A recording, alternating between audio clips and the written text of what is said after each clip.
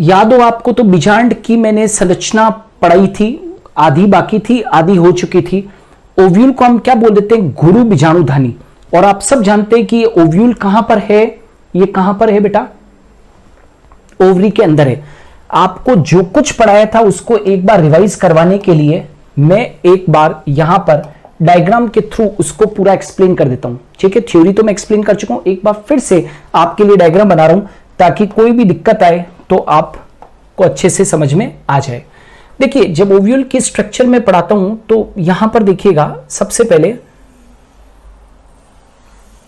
यहां पर कुछ मैं स्ट्रक्चर्स बना रहा हूं, उन स्ट्रक्चर्स को देखिएगा। ठीक है, एक एक चीज लाइव डायग्राम बना रहा हूं, आप समझते रहना। राइट,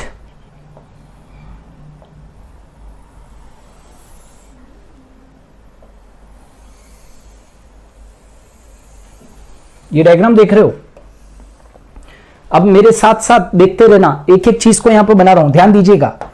ये वाला जो है दैट इज बेटा स्टॉक है, ये इसको क्या बोलते हैं, फ्यूनिकल। कल पढ़ाया था फ्यूनिकल। फ्यूनिकल क्या होता है, बीजांड व्रंत। और इस बीजांड व्रंत के द्वारा ही ये जो ओव्यूल होता है वो किससे जुड़ा रहता है, एक क्वेश्चन लाइक स्ट्रक्चर से जुड़ा रहता है। और उस क्वेश्चन लाइक स्ट्रक्चर को अपने क्या कहते हैं, जो ओवरी के अंदर होता है, उस गद्दीनुमा संरचना को अपने बोलते हैं प्लेसेंटा। याद है ना बेटा, बीजांडासन। यहां पर क्लियर है। अच्छा, ये जो फ्यूनिकल है वो यहां पर ही समाप्त नहीं हो गया है, ये फ्यूनिकल आगे तक चला गया है, ये ऊपर तक चला गया है। तो फ्यूनिकल की आउटग्रोथ को ही अपने क्या बोलते हैं बेटा, रैफ कहते हैं। फ्यूनिकल की आउटग्रोथ को ही, बीजांड व्रंत की अतिवृद्धि को ही क्या बोल देते हैं, रैफ कह देते हैं। ठीक है, प्लस एक यहां पर एक स्थान ऐसा था, वह स्थान जहां पर फ्यूनिकल बीजांड के मुख्य शरीर से जुड़ा हुआ है।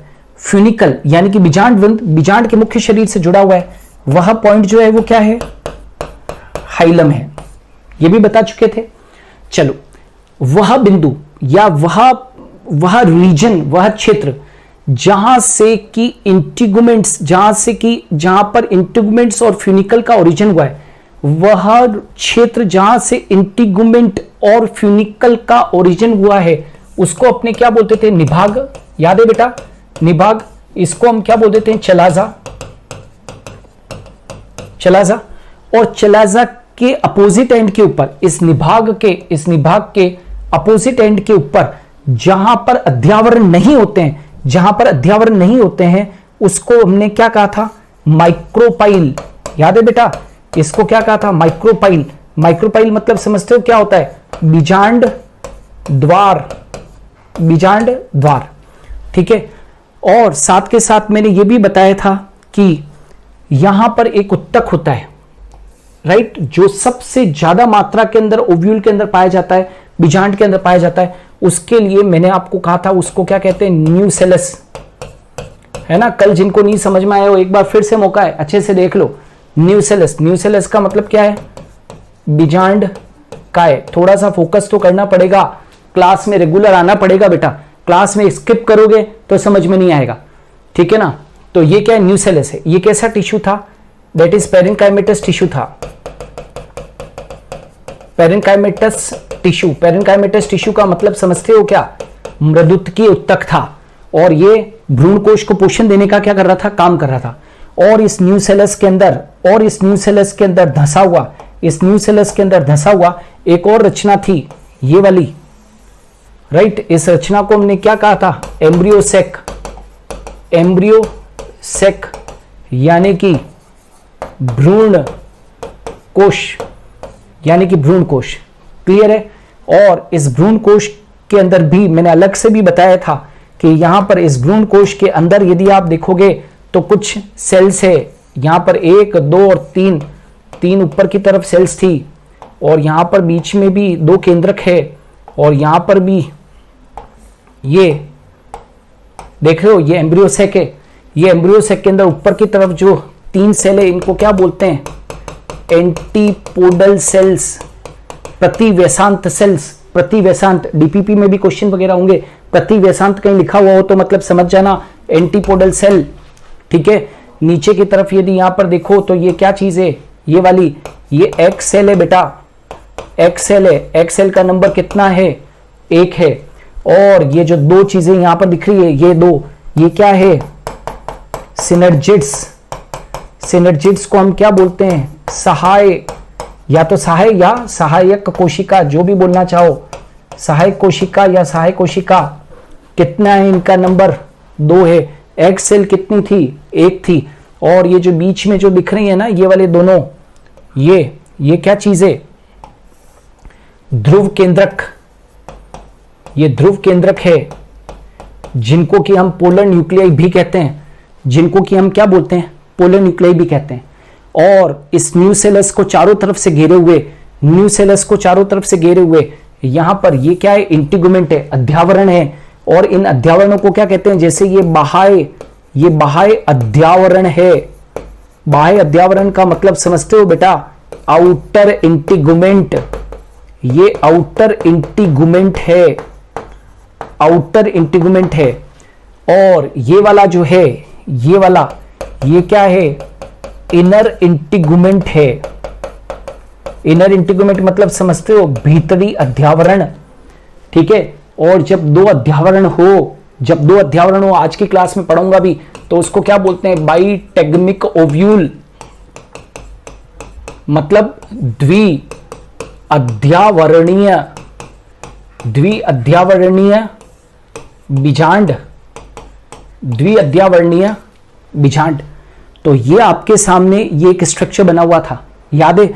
अच्छा, एक और चीज पढ़ाई थी, याद करो, राइट। यदि आप भूले नहीं हो तो आपको याद दिलाता हूं कि बाह्य अध्यावरण, बीजांड द्वार का वह क्षेत्र, बीजांड द्वार का वह क्षेत्र जहां, जो कि बाह्य अध्यावरण के घिरा हुआ है।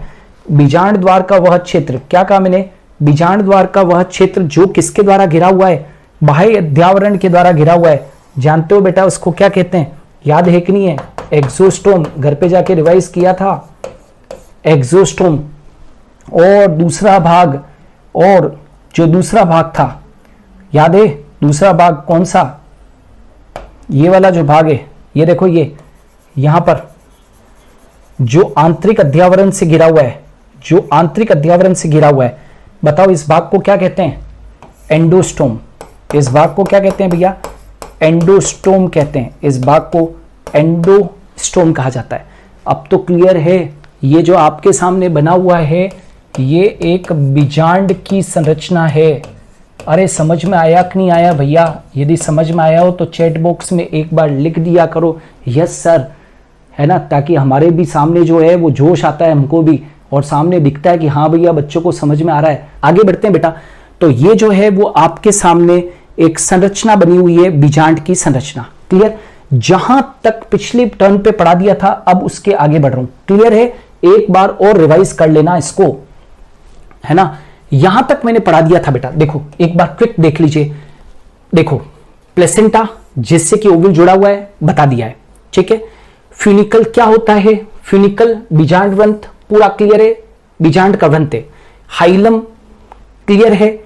अध्यावरण, राइट, इंटीगुमेंट प्रोटेक्टिव कवरिंग होती है जो न्यूसेलस को घेरे रहता है, बीजांड काय को घेरे रहता है, ठीक है। चलाजा, फ्यूनिकल और अध्यावरण जहां से विकसित होते हैं उसको क्या कह देते हैं? चलाजा। ये बात हो गई है। चलाजा के विपरीत सिरा जहां पर अध्यावरण नहीं होते हैं उसको क्या कह देते हैं? माइक्रोपाइल।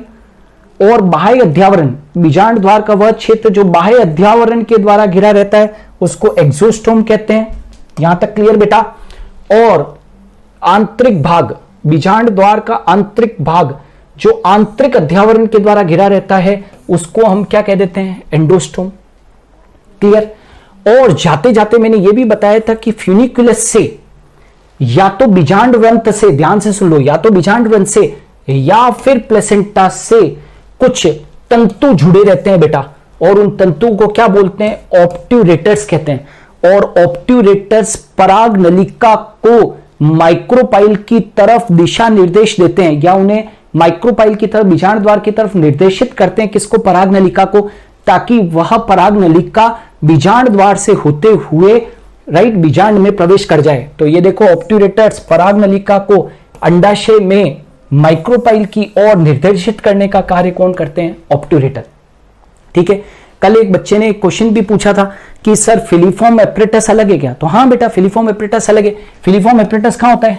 ये देखो, ये फिलीफॉर्म एपरेटस कहाँ है? ये सहायक कोशिकाएं होती है, ये तो अंड कोशिका है और ये सहायक कोशिका है। तो क्या होता है बेटा कि जो सहायक कोशिकाएं होती है उनमें कुछ अंगुलीनुमा प्रवर्ध होते हैं, सहायक कोशिकाओं में कुछ अंगुलीनुमा प्रवर्ध होते हैं और इनको हम क्या कह देते हैं? फिलीफॉर्म एपरेटस कह देते हैं। फिलीफॉर्म एपरेटस का भी क्या काम है? दिशा निर्देश देना किसको? परागनलिका को, ताकि वो भ्रूण कोश में क्या कर जाए? प्रवेश कर जाए, ताकि परागनलिका एम्ब्रियो सैक में प्रवेश कर जाए। तो बेटा फिलीफॉर्म एपरेटस जो है वो सहायक कोशिकाओं में पाए जाते हैं। फिलीफॉर्म एपरेटस कहां पर पाए जाते हैं? ये क्या है बेटा? सहायक कोशिका, ये सहायक कोशिका है, ठीक है। और उसमें फिलीफॉर्म एपरेटस पाए जा रहे हैं। फिलीफॉर्म एपरेटस नहीं समझ में आए तो हिंदी में बोलता हूं तंतु रूपी समुच्चय। क्या कहते हैं बेटा? तंतु रूपी समुच्चय। यहां लिख देते हैं तंतु रूपी समुच्चय। समझ में आ रहा है? तो तंतु रूपी समुच्चय अलग है और ऑब्ट्यूरेटर बिल्कुल अलग है, ठीक है। अच्छा, ये जो बीजांड ग्रंथ होता है इसमें संवहन उत्तक उपस्थित होता है। संवहन उत्तक जानते हो कहां पर है बेटा? ये संवहन उत्तक पढ़ाते हैं, देखो बेटा संवहन उत्तक कहां पर है? ये पढ़ाया, ये बीजांड ग्रंथ है। इस बीजांड ग्रंथ के अंदर ये देख रहे हो, ये कुछ मैंने बनाया यहां पर, ये ध्यान दीजिए यहां पर, ये चीज, ये संवहन उत्तक है।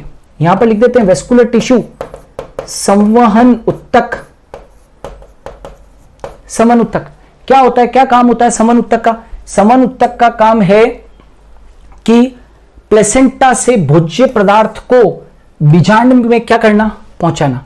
तो बीजांड ग्रंथ के अंदर जो संवहन उत्तक है वह संवहन उत्तक संवहन करेगा, तो प्लेसेंटा से भोज्य पदार्थ को लेकर और कहां पर पहुंचाएगा बेटा? बीजांड के अंदर पहुंचाएगा। क्लियर है? चलो, फिर मैंने कहा था, मैंने कल चर्चा की थी परिभ्रूणपोष की, बहुत इंपॉर्टेंट है परिभ्रूणपोष या पेरिस्पर्म। मैंने कल क्या कहा था जाते जाते? आवृत बीजी पादपों के अंदर, आवृत बीजी पादपों में बीजांड काय, ज्यादातर संपूर्ण भाग बीजांड काय का भ्रूण द्वारा उपयोग कर लिया जाता है, क्योंकि वो तो पोषण उत्तक था, पोषक उत्तक था, तो भ्रूण द्वारा उपयोग कर लिया जाता है जब भ्रूण का परिवर्धन होता है तब। लेकिन कभी कभी कुछ एंजियोस्पर्म्स में बीजांड काय भ्रूण परिवर्धन होने के बाद भी एक पतली सी परत के रूप में शेष रह जाता है, और ये जो अपने बीजांड काय का अवशेष है, बीजांड काय के अवशेष को ही हम क्या बोल देते हैं? परिभ्रूणपोष।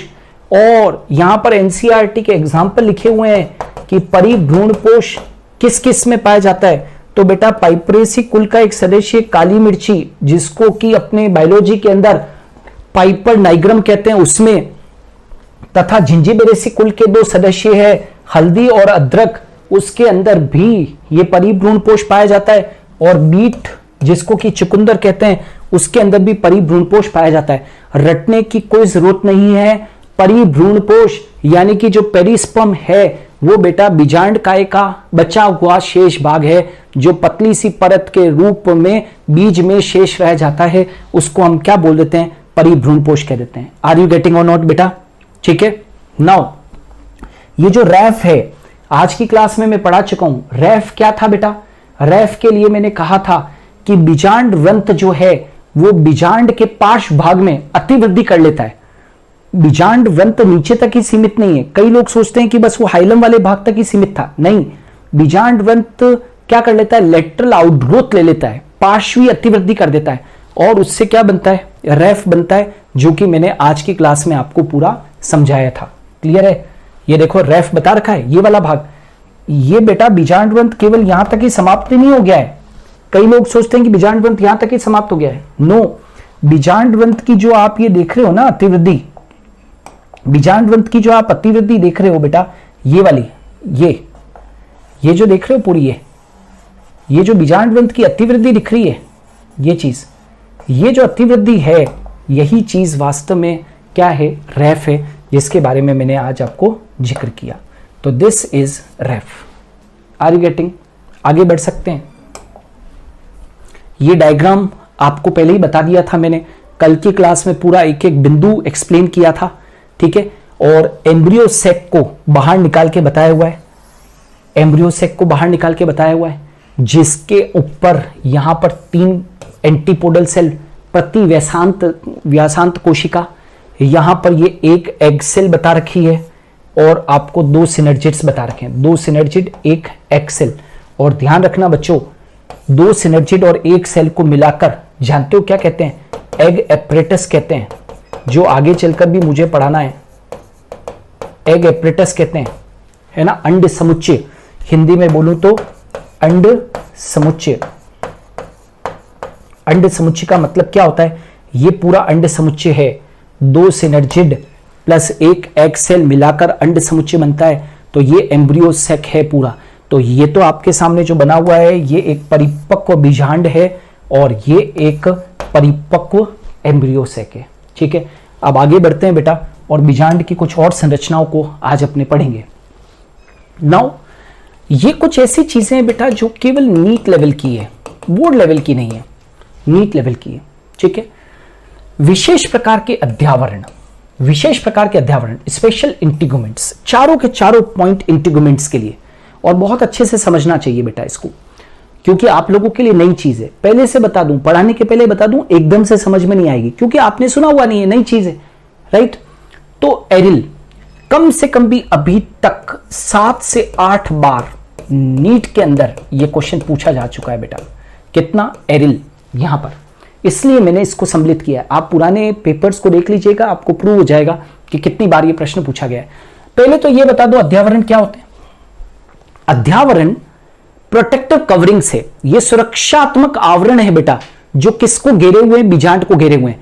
बीजांड के अंदर याद कीजिए, बीजांड का युतक था, उसको घेरे हुए कौन होते हैं? अध्यावरण होते हैं।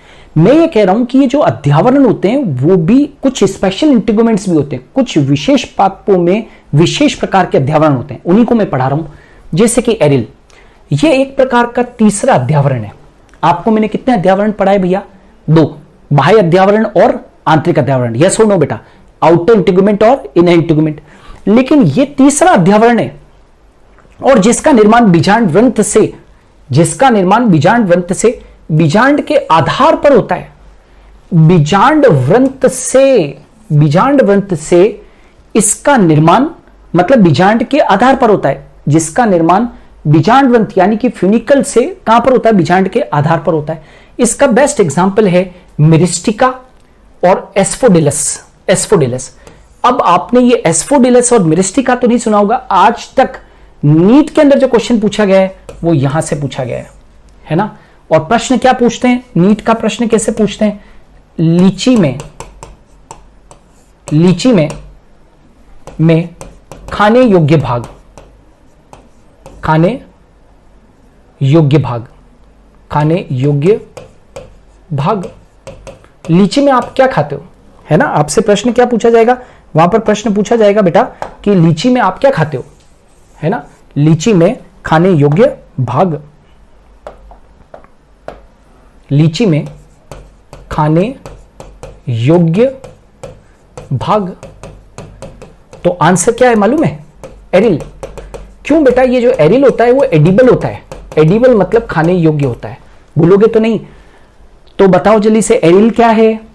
एक विशेष प्रकार का अध्यावरण है। आप इसको तीसरा अध्यावरण भी कहते हो। किससे निर्मित होता है? बीजांड वृंत से। कहां पर होता है? बीजांड के आधार भाग के ऊपर होता है। किस किस में पाया जाता है? लीची के अंदर। लीची में क्या ये एरिल खाने योग्य होता है? क्या ये अध्यावरण खाने योग्य होता है? तो हां, यदि आपसे कोई पूछे आप लीची में क्या खाते हो, लीची में क्या खाते हो, तो आप कहोगे कि हम एरिल खाते हैं। अध्यावरण एक तीसरा अध्यावरण। और मिरिस्टिका और एस्फोडिलस भी इसके अच्छे उदाहरण है। भूलना नहीं, नीट के अंदर 7 से 8 बार क्वेश्चन पूछा गया है। चलो, अब एरिलोड। कई लोगों को यह भारी कंफ्यूजन है कि एरिल और एरिलोड में लोगों को बहुत ज्यादा कंफ्यूजन है।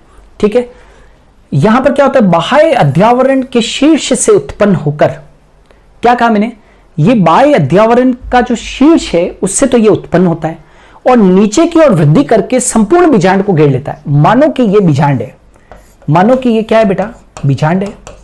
तो ये वास्तव में एरिलोड जो है वो डेवलप किससे हुआ है? बाह्य अध्यावरण से हुआ है। लेकिन बाह्य अध्यावरण के जो शीर्ष है ना बेटा, बाह्य अध्यावरण का जो शीर्ष है उससे तो क्या होता है? ये बाह्य अध्यावरण के शीर्ष से ये डेवलप होता है और डेवलप होके नीचे की ओर वृद्धि करके और पूरे के पूरे बीजांड को ये घेर लेता है। तो ये जो चीज हुई, ये जो पूरे बीजांड को घेर लिया, इस अध्यावरण को अपने क्या बोल रहे हैं, एरीलोड। क्या कहते हैं इसे बेटा, एरीलोड। और इसका बेस्ट एग्जांपल जो है एरीलोड का, वो है दैट इज नोन एज पित्तसिलोबियम। पित्तसिलोबियम समझना, पित्तसिलोबियम नहीं समझ में आए तो एक काम करते हैं, इसका हिंदी नाम लिखते हैं जंगल जलेबी। इसको जंगल जलेबी कहते हैं। अभी भी नहीं समझ में आया हो तो कीकर है ना, कीकर राजस्थान में तो खैर बहुत होती है, आपके स्टेट्स में होती है नहीं होती है मुझे नहीं मालूम है। इस पित्तसिलोबियम को ही इंगाडुल से कहते हैं। आपने देखा होगा कि जो लोग जानते हैं कीकर या जंगल जलेबी या इंगाडुल से या पित्तसिलोबियम, तो ऊपर एक व्हाइट कलर की और पिंक कलर की कवरिंग होती है, व्हाइट और पिंक कलर की कवरिंग होती है, आप उसको खाते हो बेटा, वो वास्तव में एरिल नहीं है, वो क्या है, एरीलोड है। कई बच्चों को एक कंफ्यूजन है, कई लोग लिख के आ जाते हैं कि वो जो जंगल जलेबी है वो भी एरिल है, नहीं, वो एरीलोड है। एरीलोड क्या हुआ, बाह्य अध्यावरण के शीर्ष से उत्पन्न हुआ है और पूरे बीजांड को इसने घेर लिया है। मैं समझता हूं एरीलोड क्लियर है बेटा। तो एरीलोड का एग्जाम्पल कौन सा, पित्तसिलोबियम, राइट, यानी कि जंगल जलेबी या कीकर। क्लियर। ये थोड़ा सा एक्सक्लूसिव एग्जाम्पल है जो अभी तक परीक्षा में नहीं पूछा गया, लेकिन कभी पूछा जा सकता है। अभी तक तो नीट में नहीं पूछा गया। सार्कोटेस्टा। जब बाह्य अध्यावरण फूल जाए, जब बाह्य, अपने तो स्पेशल टाइप ऑफ इंटीग्यूमेंट पढ़ रहे ना बेटा, जब बाह्य अध्यावरण आउटर इंटीग्यूमेंट फूल जाए और फूलकर और गुद्देदार हो जाए तो उसको सार्कोटेस्टा कहते हैं। क्या कहा है मैंने, बाह्य अध्यावरण फूल जाए और फूलकर और स्पॉन्जी हो जाए, गुद्देदार हो जाए तो उसको क्या कहते हैं, सार्कोटेस्टा। जैसे कि मैग्नोलियासी कुल का सदस्य मैग्नोलिया, मैग्नोलियासी कुल का सदस्य मैग्नोलिया, उसके अंदर ऐसा होता है। अब एक और प्रश्न जो नीट में एक बार पूछा गया था और वो था बेटा कैरिंकल या स्ट्रोफियोल, स्ट्रोफियोल या कैरिंकल, वेरी वेरी इंपॉर्टेंट। और ये बेटा किस में पाया जाता है, कैस्टर में। अरंडी तो जानते हो, अरंडी तो सबने देखा होगा। इसका निर्माण बाह्य अध्यावरण के शीर्ष कोशिकाओं के लंबाई में बढ़ने से होता है। और जानते हो ये किसको कवर कर लेता है, ये बेटा कवर कर लेता है किसको, माइक्रोपाइल को, बीजांड द्वार को, वहां से कवर कर लेता है। मतलब यूं समझ लो कि ये मान लीजिए कि बीजांड है, मान लीजिए कि ये बीजांड है, ये बीजांड है, राइट। तो ऊपर की तरफ एक कॉलरनुमा अतिवृद्धि बन जाती है, एक कॉलरनुमा अतिवृद्धि बन जाती है। पूरा बीजांड कवर नहीं करता है ये। इसका निर्माण बाह्य अध्यावरण की शीर्ष कोशिकाओं के लंबाई से बढ़ने से होता है। और ये बीजांड द्वार वाला जो क्षेत्र होता है उसको क्या कर लेता है, ये कवर कर लेता है। और इसका बेस्ट एग्जांपल क्या है, अरेंडी। आपको ध्यान रखना है, कैरिंकल एक विशेष प्रकार का अध्यावरण है, एक कॉलरनुमा अतिवृद्धि है जो शीर्ष भाग को ढक लेती है, और उसका बेस्ट एग्जांपल है अरेंडी। Are you getting now. अब आ जाते हैं अध्यावरण के आधार पर बीजांड के प्रकार। अध्यावरण के आधार पर मतलब, अध्यावरण के आधार पर मतलब बोले तो संख्या के आधार पर, अध्यावरण की संख्या के आधार पर बीजांड बेटा 3 प्रकार के होते हैं। बीजांड कितने प्रकार के होते हैं, 3 प्रकार के। एक होता है यूनिटेग्मिक, एक अध्यावरणीय अवस्था। एक होती है बाईटेग्मिक, द्विअध्यावरणीय अवस्था। और एक होती है एटेग्मिक, अध्यावरणीय अवस्था। Very simple. यूनिटेग्मिक का मतलब क्या है, एक अध्यावरण, एक आवरण वाले बीजांड को, मतलब एक अध्यावरणीय अवस्था। एक अध्यावरणीय जो अवस्था होती है उसको यूनिटेग्मिक कहते हैं। यूनि बोले तो बेटा 1। बाईटेग्मिक का मतलब होता है सिंपल, द्विअध्यावरणीय अवस्था। और एटेग्मिक मतलब अध्यावरणीय अवस्था, अध्यावरणीय अवस्था। तो बड़ा सिंपल सा है, यदि ओव्यूल के चारों तरफ कितने हो बेटा, एक इंटीग्यूमेंट हो। यदि ओव्यूल के चारों तरफ कितना इंटीग्यूमेंट हो, एक इंटीग्यूमेंट, एक अध्यावरण हो, तो एक अध्यावरणीय अवस्था यूनिटेग्मिक। जैसे जिम्नोस्पर्म के अंदर और गेमोपेटली, गेमोपेटली फैमिलीज जो होती है उनके अंदर ऐसा होता है। बायोटेक्निक किसमें होते हैं, अधिकांश एंजियोस्पर्म में, आवृत बीजियों के अंदर, और आवृत बीजियों में भी पॉलीपेटली। गेमोपेटली में, आवृत बीजियों में, गेमोपेटली में एक अध्यावरणीय अवस्था है। आवृत बीजियों में भी पॉलीपेटली, जैसे कैप्सूल अपना जो प्रारूपिक आवृत बीजी पादप है ना, और जितने भी एक बीजपत्री पादप है उन सब के अंदर बायोटेक्निक कंडीशन ही होती है। और वैसे भी आपको बता दूं सबसे कॉमन कंडीशन ही कौन सी है, बायोटेक्निक कंडीशन है। और कुछ पादपों में बीजांड में एक भी अध्यावरण ही नहीं होता है बेटा, इंटीगुमेंट ही एब्सेंट है। Ovule is without integument. जब ओव्यूल की, ये तो आपके लिए नया पॉइंट हो सकता है राइट, कि ओव्यूल के अंदर अध्यावरण ही नहीं है, जैसे कि ओलेक्स, जैसे कि लीरियोस्मा, जैसे कि लॉरेंथस और जैसे कि सेंटेलम। आर यू गेटिंग और नॉट? जैसे कि सेंटेलम, जैसे कि लीरियोस्मा है ना, लीरियोस्मा और लॉरेंथस और ओलेक्स, इन सब के अंदर किसी भी प्रकार का बेटा क्या नहीं होता है, अध्यावरण नहीं होता है। तो अध्यावरण के आधार पर बीजांड 3 प्रकार के, यूनिटेक्निक, बाइटेक्निक, एटेक्निक। आर यू गेटिंग और नॉट? समझ में आ गया बेटा? चलो अब कुछ और आ जाते हैं। बीजांड काय, आप सब जानते हो बीजांड का मुख्य शरीर एक मृदुत्कीय उत्तक से बना हुआ है और उसको क्या कहते थे बीजांड काय? You all know, nucellus. ठीक है, अब ये जो न्यूसेलस है इसकी मात्रा के आधार पर, क्या कहा मैंने बेटा? मात्रा के आधार पर, याद रखना, भूलना नहीं, मात्रा के आधार पर, मात्रा के आधार पर, ये जो है ना, ये मात्रा के आधार पर क्लासिफिकेशन पढ़ा रहा हूं।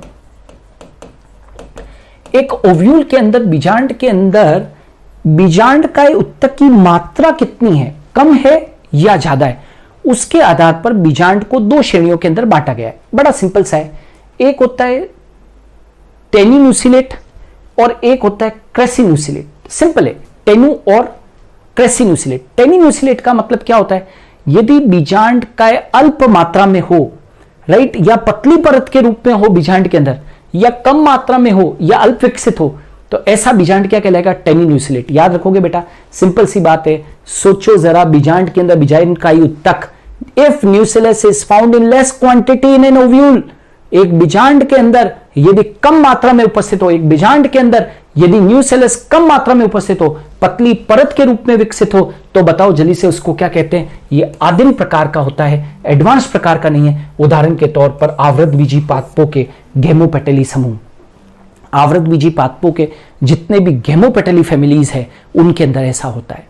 और यदि उल्टा क्रेसिन्यूसिलेट, जैसे कैप्सुला वगैरह है ना, ये रहा एक बीजपत्री और पॉलीपेटली समूह वगैरह जैसे कैप्सुला भी, तो इनमें न्यूसेलस मासिव होता है बेटा। सहत का मतलब होता है अनेक स्तरों का बना होता है, मतलब बहुत ज्यादा मात्रा के अंदर क्या है, ये होता है बहुत ज्यादा मात्रा में, बहुत ज्यादा मात्रा में उपस्थित,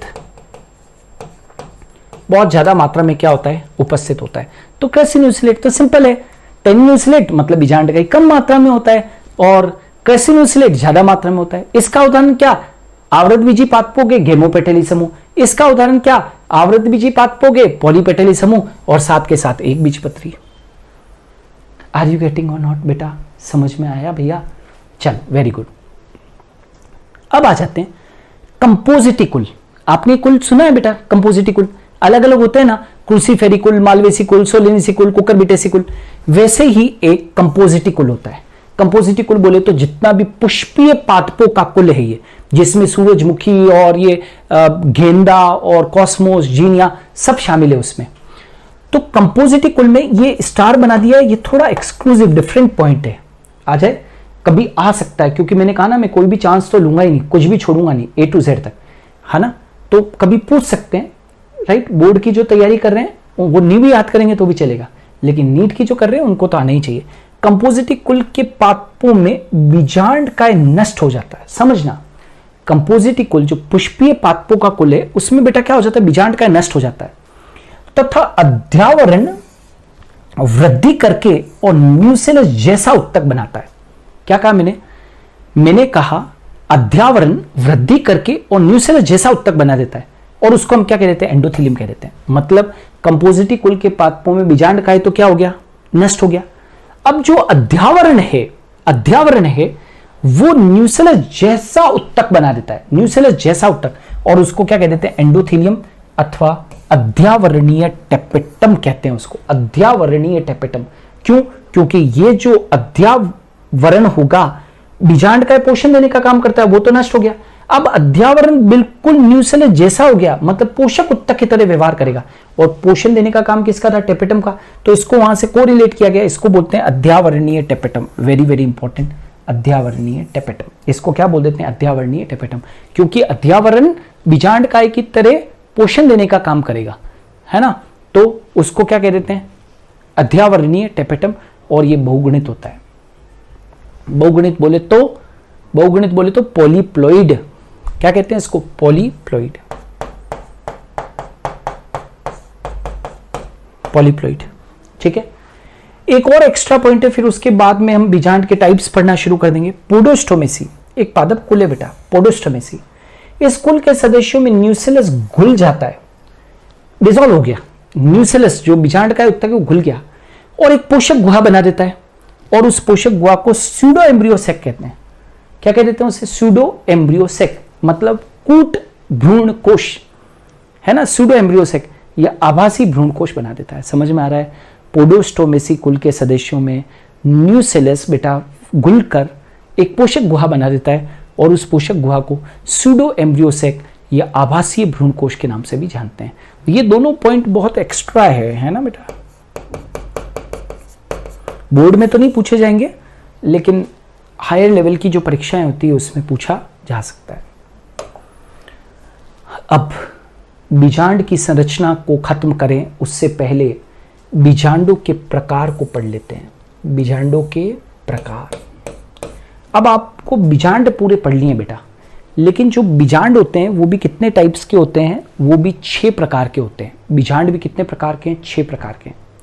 और ये जो 6 प्रकार है वो किस आधार पर बनाए गए? बीजांड द्वार, अब आपको मालूम है, निभाग, बीजांड वृंत और हाइलम की आपसी स्थितिक संबंधों के आधार पर, उनके लोकेशन के आधार पर, उनकी स्थिति के आधार पर बीजांड को कितने भागों में बांटा गया भैया? 6 भागों में। क्या कहा मैंने बेटा? बीजांड द्वार, निभाग, बीजांड वृंत और हाइलम की आपसी जो स्थितिक संबंध है, जो पोजीशन है, उसके बिहाफ के ऊपर इनको कितनी कैटेगरी के अंदर डिवाइड किया गया है? 6 कैटेगरी के अंदर। सिंपल है, बहुत आसान तरीके से मैं आपको समझाने की कोशिश करूंगा तो आ जाएगा। सबसे पहले मैं आपको एनाट्रोपस पढ़ाऊंगा। ये क्यों पढ़ाऊंगा? उसके कारण है कि आपको जो मैंने संरचना समझाई है वो एनाट्रोपस पढ़ाई है। क्यों? क्योंकि लगभग 80 से 82% पादपों में यही होता है। कितने? लगभग 80% आवृतबीजी पादपों में एनाट्रोपस ओव्यूली होता है। इसको प्रतीप बीजांड कहते हैं। क्या कहते हैं? ये भी 1-2 दिन पहले क्वेश्चन आ रहे थे बच्चों के। प्रतीप प्रकार, अब समय आ गया कि आप प्रतीप प्रकार का बीजांड पढ़े। पहली बात तो जो आपने संरचना पढ़ी वो कौन सी थी? प्रतीप प्रकार की ही थी।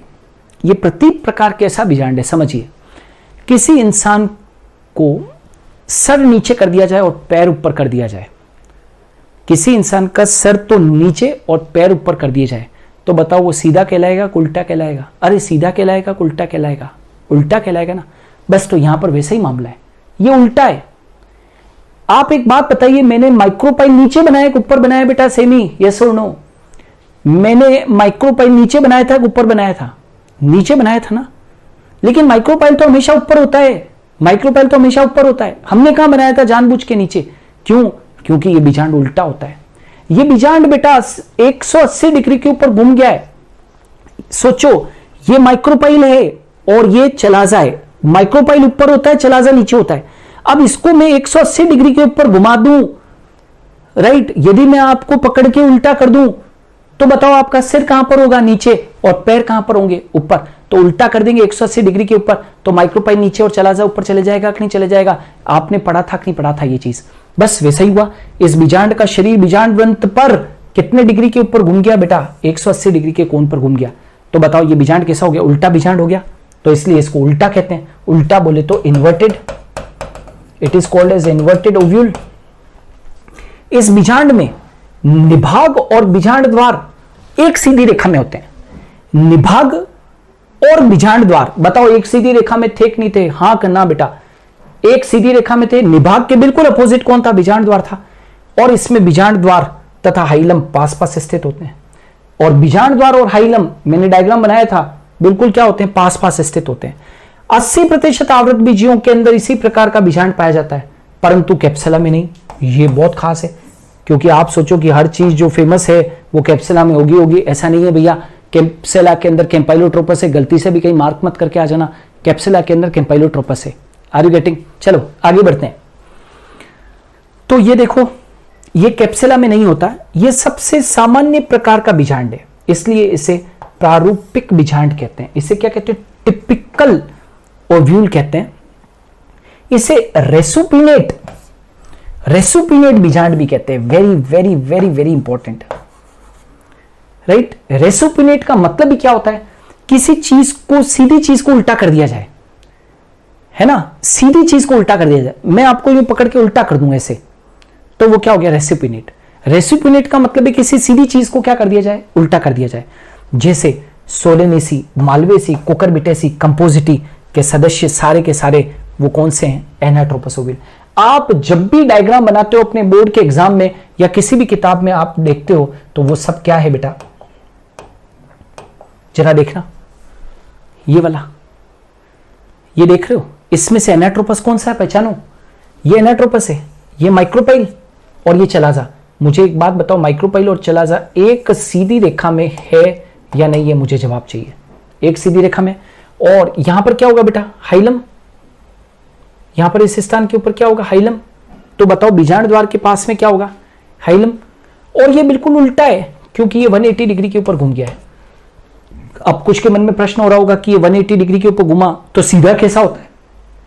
तो सीधा भी देख लो भैया, ये ऑर्थोट्रोपस है, ये एनाट्रोपस है, ये ऑर्थोट्रोपस है। ऑर्थोट्रोपस में बिल्कुल उल्टा है, माइक्रोपाइल ऊपर, मतलब ये सीधा इंसान खड़ा है, सर ऊपर और पैर नीचे। ये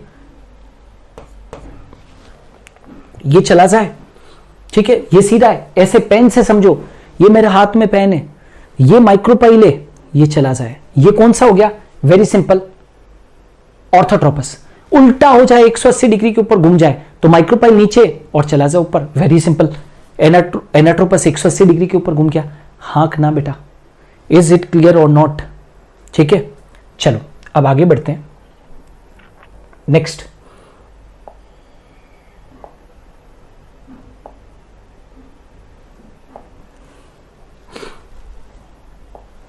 तो एनाट्रोपस क्लियर। एट्रोपस क्या होता है? एट्रोपस को आप आर्थोट्रोपस कहिए या रिजु बीजांड कहिए, रिजु भी कह सकते हैं, हिंदी में इसको रिजु कहते हैं। ये बीजांड सीधा है, मतलब हाइलम, निभाग और बीजांड द्वार तीनों एक सीधी रेखा के अंदर है। एक सीधी रेखा के अंदर हो बेटा, एक सीधी रेखा के अंदर हो तो उसको हम क्या कह देते हैं? दैट इज एट्रोपस या आर्थोट्रोपस या रिजु बीजांड। ये सबसे सरल और सबसे आदिम प्रकार का बीजांड है। और इसमें तो एक खास बात जो मैंने आपको इसमें बताया था प्रतीप में, रेफे, वो रेफे भी नहीं होता है। जैसे पाइपर, पान, पॉलीगोनम, सभी जिम्नोस्पर्म्स में इस प्रकार का ये रिजु प्रकार का बीजांड होता है, जिसको अंग्रेजी के अंदर एट्रोपस कहते हैं या हम एट्रोपस या ऑर्थोट्रोपस कहते हैं। तो ये तो क्या हो गया? ऐसे याद करने का तरीका, ये क्या है बेटा? सीधा बीजांड है, सर ऊपर पैर नीचे। 180 डिग्री के ऊपर घुमा दिया तो सर नीचे और पैर ऊपर, वो क्या हो गया? That is anatropous. क्लियर? आगे बढ़े, एक क्वेश्चन ले लेता हूं। सर नारियल में एडिबल पार्ट के नाम बताओ। बेटा एडिबल पार्ट नारियल में, बहुत अच्छा क्वेश्चन है, भ्रूणपोष। नारियल के अंदर भगवान के घर पे जाते हो, ईश्वर के दर पर जाते हो और नारियल को आपने फोड़ा, दो चीजें बाहर निकलेगी, एक अंदर से पानी निकलेगा और एक सफेद रंग की चटक मिलेगी जो आप खाते हो और दूसरों को देते हो। वो जो चटक है बेटा, वो ठोस भ्रूणपोष है, सॉलिड एंडोस्पर्म में जो खाते हो, और जो तरल, जिस पानी को आप पीते हो, वो तरल भ्रूणपोष है। तो नारियल के अंदर बताओ खाने योग्य भाग कौन और पीने योग्य भाग कौन? भ्रूणपोष यानी कि एंडोस्पर्म। तीसरा, अर्धप्रतीप, हेमी एनाट्रोपस, हेमीट्रोपस या हेमी एनाट्रोपस। अब उल्टा, ये कौन सा था? जल्दी से बोलो। ऑर्थोट्रोपस, सर ऊपर पैर नीचे, 180 डिग्री के ऊपर घूम गया तो सर नीचे पैर ऊपर, ये कौन सा था? प्रतीप प्रकार। अब सोचो जरा, ये सीधा है, 90 डिग्री के ऊपर घूम जाए, 90 डिग्री, 180 नहीं, मतलब ये माइक्रोपाइल और ये चला जाए, ऐसे हो गया, ऐसे। तो ये क्या हो गया बेटा? माइक्रोपाइल। ये क्या हो गया? माइक्रोपाइल। ये क्या हो गया? चला जा। और फ्यूनिकल है यहां पर। जब यहां पर तो क्या हो? यहां पर क्या हो? माइक्रोपाइल। यहां पर क्या हो? चला जा। यहां पर क्या हो? फ्यूनिकल। बस, तो 90 डिग्री के ऊपर हुआ तो यह हेमी एनाट्रोपस। एनाट्रोपस का आधा, एनाट्रोपस का आधा, 180 डिग्री का आधा, एनाट्रोपस का आधा, हेमी, हेमी मतलब आधा। ये देखो बीजांड का शरीर बीजांड पर 90 डिग्री के कोण पर घूम जाता है, क्षैतिज अवस्था में आ जाता है। क्षैतिज अवस्था में मतलब ऐसा आ जाएगा, ऐसे।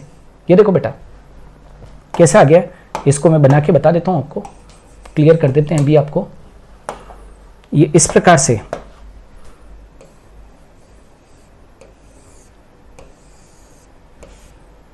ये ऐसा, यहां पर आ जाएगा माइक्रोपाइल, यहां पर आ जाएगा चलाजा, यहां पर आ जाएगा फ्यूनिकल, दैट्स इट। ये जो है ये क्या चीज है, हेमी एनाट्रोपस है।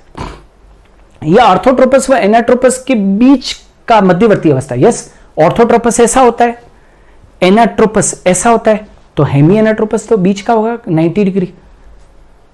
ठीक है, बीजांड द्वार और हाइलम, ये देखो बीजांड द्वार व निभाग एक सीधी रेखा में होते हैं। ये बीजांड द्वार व ये तो एक सीधी रेखा में, परंतु बीजांड द्वार हाइलम से दूर स्थित होता है, राइट, हाइलम से दूर स्थित होगा। एग्जाम्पल क्या है, रेनेन्क्यूलस और प्राइमुला, रेनेन्क्यूलस और प्राइमुला। तो ये कौन सा बेटा, अर्ध प्रतीप प्रकार का है। ये क्या है, अर्ध प्रतीप प्रकार है, ठीक है। और कैम्पाइलोट्रोपस क्या होता है, ये अपने कैप्सुला में पाया जाता है बेटा, क्रूसीफेरी में, कैप्सुला में। इसमें बीजांड, इस बीजांड में बीजांड का शरीर इस प्रकार से वक्रित, वक्रित समझते हो, कर्व्ड हो जाता है बेटा, थोड़ा सा कर्व्ड हो जाता है कि बीजांड द्वार और निभाग दोनों एक सीधी रेखा में स्थित नहीं होते, कर्व्ड हो गया है थोड़ा सा। किसी चीज को ऐसे तिरछा कर दूं तो क्या होगा, माइक्रोपाइल और चलाजा एक सीधी रेखा में नहीं। अभी तक आपने जितने भी पढ़े, 3 प्रकार के बीजांड पढ़े, उसमें माइक्रोपाइल और चलाजा एक सीधी रेखा में थे, लेकिन ये थोड़ा सा कर्व हो गया है, थोड़ा सा तिरछा हो गया है, जिसकी वजह से वो एक रेखा में नहीं है। इसमें बीजांड काय वक्र आवरण में होते हैं, इसमें बीजांड काय वक्र आवरण में होते हैं, परंतु भ्रूणकोश सीधा ही रहता है, भ्रूणकोश सीधा ही रहा है ना, भ्रूणकोश सीधा ही है, तथा बीजांड द्वार हाइलम के पास आ जाता है। बीजांड द्वार कहां पर आ जाता है, हाइलम के पास में। इसमें वक्रण प्रभावशाली नहीं है, बहुत ज्यादा कर्वेचर नहीं हुआ है, थोड़ा बहुत क्या हुआ है, कर्वेचर हुआ है। इसकी सबसे बड़ी इंपॉर्टेंस ये है कि कैप्सुला के अंदर इसी प्रकार का बीजांड है, कैप्सुला में इसी प्रकार का क्या है, बीजांड है। तो ये तो 4 अपन ने बेटा अभी डिस्कस किए हैं, राइट, ये 4 अपन ने डिस्कस कर लिए। और इनमें से कौन कौन से, ऑर्थोट्रोपस डिस्कस किया है, राइट, और एनाट्रोपस डिस्कस कर लिया, ऑलराइट। और अपन ने जो अभी किया है वो कौन सा किया, एक हेमीट्रोपस कर लिया, ठीक है, और एक कैम्पाइलोट्रोपस कर लिया। जो बाकी रहेंगे वो कौन कौन से, एक तो एम्फीट्रोपस और एक सर्सिनोट्रोपस। क्लियर, तो यहां तक आज के लिए इतना ही।